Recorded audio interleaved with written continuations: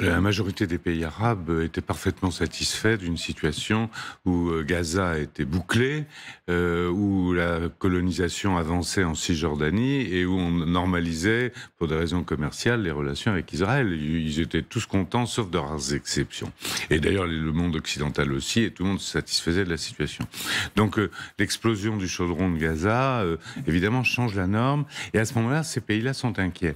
Il manque un nom dans cette liste, c'est les États-Unis. Pour la première fois, Blinken dit il va falloir que des autorités sérieuses s'en occupent. Et les autorités sérieuses, la seule valable pour Israël, c'est les États-Unis. Alors, cette fois-ci, ça veut dire que les États-Unis vont rentrer dans le jeu et ils devront participer à l'organisation de cette force. En tout cas... Mais ils ne vont pas administrer, ils ne vont pas rester à Gaza, ils ne vont pas s'installer à Gaza. Non, mais s'il y a une force de maintien de la paix, s'il y a des garants... Des garanties, oui. Cette fois-ci, les États-Unis vont... Ils étaient partis du Moyen-Orient, sauf le soutien... Vous pensez qu'ils vont revenir physiquement? Qu'il y ait des soldats américains qui vont venir dans la bande de Gaza? Je ne peux pas totalement l'exclure, vu la gravité de la situation. Je ne peux pas totalement l'exclure. En tout cas, c'est sûr qu'une force de maintien de la paix qui n'a pas une garantie très étroite des États-Unis ne sera pas acceptée par les Israéliens. Mais est-ce qu'une force de maintien de la paix composée d'un ensemble de soldats de pays arabes serait acceptée par les États-Unis? Et si oui, quel pays arabe? Si c'est eux les patrons et si ils surveillent. Les États-Unis ont déjà réussi à créer une coalition arabe au moment de la première guerre irakienne. Hein. Il y avait une dizaine de pays arabes qui ont suivi les Américains dans la première guerre contre Saddam Hussein. Donc c'est pas totalement exclu. Mais cette fois-ci, il faudra que les États-Unis se mouillent, sinon Israël n'acceptera pas. Alors dans cette liste, il y a, Stéphanie, l'autorité palestinienne. Et quand Blinken prend la parole en disant on pense à l'avenir de Gaza, il cite d'abord l'autorité palestinienne qui un jour devra à nouveau contrôler Gaza. Est-ce que ça, c'est envisageable aujourd'hui? Enfin, vous voyez ce que je veux dire, après la guerre. La question, c'est pour qui?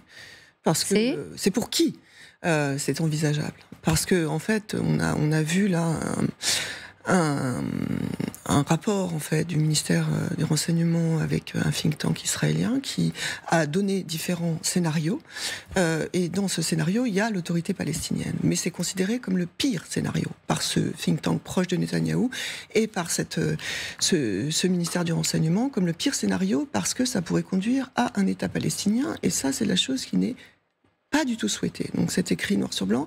Donc il faut voir l'influence de ce type de rapport. Est-ce que Netanyahou sera toujours au pouvoir lorsque il y aura des discussions sur l'avenir de Gaza? Je dis juste que pour l'instant c'est considéré. Vous dites c'est considéré par Netanyahou? Par ce rapport qui est proche de Netanyahou comme le pire scénario.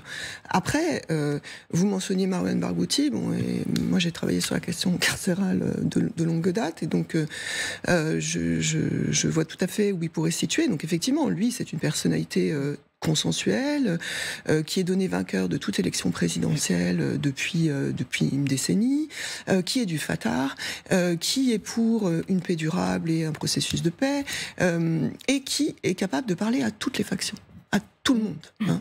Hein. Donc, effectivement, lui, il pourrait être une solution, mais quand je dis pour qui, en fait, le problème, c'est si les autorités israéliennes voulaient des élections, voulait un processus démocratique et dans l'idée d'un État palestinien, parce que lui, ce qu'il veut, c'est ça.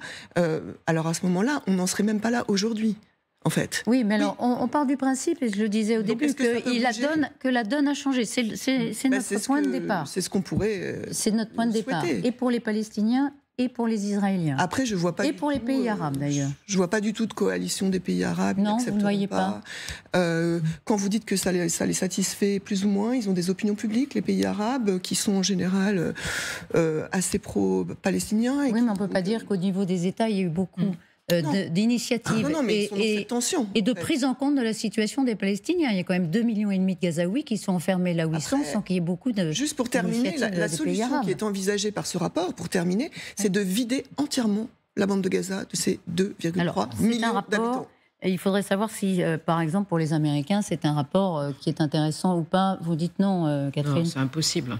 On peut pas faire sortir 2,5 millions quasiment de personnes pour les envoyer où? Dans le Sinaï.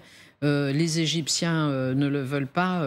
Non, je pense que là où vous avez raison, c'est qu'avec ce qui s'est passé le 7 octobre et la guerre actuelle, il y a quand même un mouvement de bascule de l'histoire de cette région, et qu'en effet, les Américains, comme le dit Jean de Glignasti, vont sûrement s'impliquer, parce que cette fois-ci, ils ont compris que détourner pudiquement le regard de la question palestinienne, c'était pas possible, parce que ce soit 1 mois, 1 an, 10 ans plus tard, effectivement, ça explosait, et qu'il faudra trouver une solution avec la bande de Gaza, habitée par des Palestiniens. Alors, autre question, hein. Pour l'instant, on a plutôt sur notre liste des pays qui sont récusés pour pouvoir administrer Gaza que de ceux qui pourraient le faire. Donc, pas Israël, l'autorité palestinienne, pas maintenant.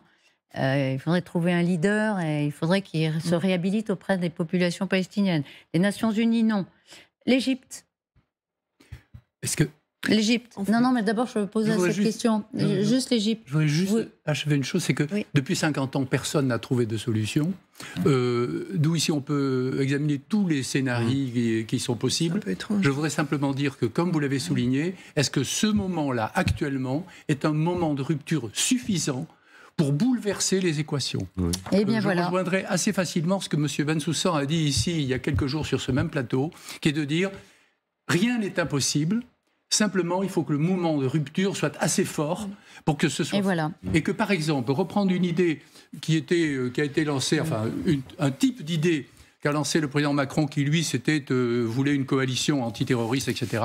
Peut-être faudrait-il une vraie coalition, alors en dehors de l'ONU, etc., de pays qui voudront bien, avec bonne volonté, alors ça c'est difficile à dire, se réunir pour gérer ce problème. En tout cas, est-ce que ce moment-ci est un moment de rupture suffisant? Est-ce qu'il y aura un rabbin, par exemple, en Israël? Voilà. Est-ce qu'il y aura des gens qui seront capables de se serrer la main avec d'autres mains beaucoup plus puissantes et réunies qui les obligeront et qui surveilleront? Je ne sais pas lesquelles, mais cette volonté-là va-t-elle émerger? Et le moment est-il le moment optimum? Eh bien, écoutez, personne ne sait, on entend votre scepticisme, mais même personne ne sait exactement ce qui va advenir. On ne peut que l'espérer.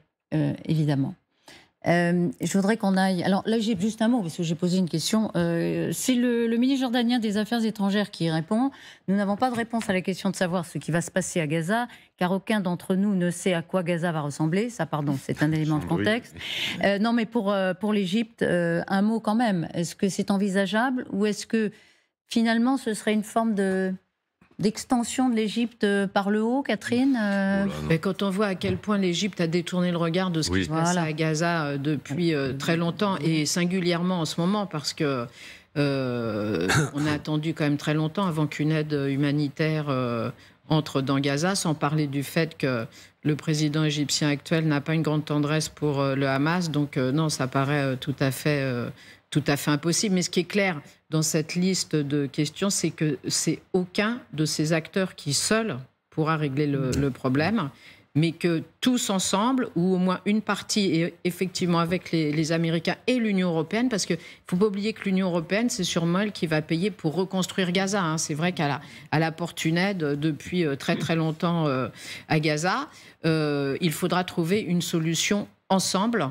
Et ça va être aussi la difficulté de la chose. Mais ce qui est clair, c'est qu'il faudra une solution politique à la suite de cette guerre, parce que sinon, c'est la certitude que dans les années qui suivront, ça se reproduira d'une manière ou d'une autre, avec une haine que vous pouvez imaginer, qui va encore grandir entre les deux parties, parce qu'entre la catastrophe, le drame, le cauchemar du 7 octobre pour les Israéliens et ce qui se passe actuellement pour les Palestiniens dans Gaza, vous imaginez bien que la haine des deux côtés est féroce, et qu'en plus, les Palestiniens, si rien n'est fait, vont aussi détester les Occidentaux, parce qu'on apparaîtra comme les grands alliés d'Israël. Donc ça va être une équation difficile, mais qu'il faudra résoudre si on veut à l'avenir qu'il y ait un peu plus de paix dans la région.